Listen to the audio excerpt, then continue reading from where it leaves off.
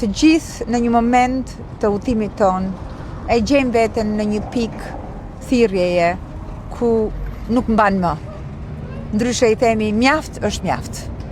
Dhe aty është momenti kur ti duhet të marrësh një vendim. Dhe unë gjithmonë e them, nuk ka sukses brenda natës, por ka diçka që mund të ndodhë brenda natës.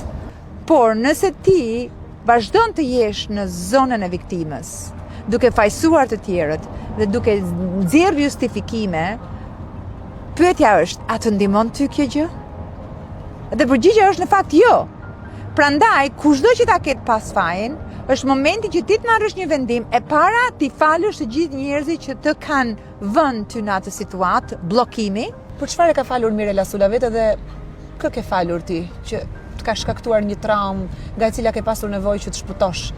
Njerëkun tim, absolutisht, kur e kupton që e ke falur një njeri, është kur ti je e aftë të takosh këtë njeriu dhe të kuptosh që ky njeriu nuk ka më fuqi në emocionet e tua edhe në qëndrimin tënd dhe në çdo gjë që ti bën në jetë. Në atë kohë, derisa unë e kam shëruar veten, ka qenë një skëter.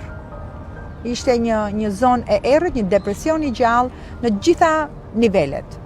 Të shohësh maman tënde të dhunohet çdo ditë dhe të dhunohesh edhe vetë çdo ditë. Dhe ne nuk kishim ujë në shtëpi. Duhet të ecnim të paktën një orë. Në momentin që Mirela shkon të gjithë rralla hapej, të gjithë njerëzit duhet të ngriheshin, të ma lëshonin rradhën mua, që unë të mbushja ujin e para, megjithëse ishin 50 veta, sepse e dinin që nëse unë nuk do shkoja në orar, do rrifesha, do vinte dikush me thupur, dhe do më mirte duke më rrafur një orë që nga uji deri ke shtëpia. Për një kohë të gjatë isha në burgun e fajsimit. Pse prindrit e mi kështu? Pse njerku kështu? Pse familja kështu? Pse burri kështu? Dhe kjo është çfarë ne duhet të kuptojmë dhe të jemi mirënjohës që këta njerëz, pavarësisht që na kanë dhënë një sfidë të jashtëzakonshme për të përballuar në jetë, ajo është dhuratë. Sepse na kanë lënë gjallë dhe çfarë nuk të vret të bën më të fortë.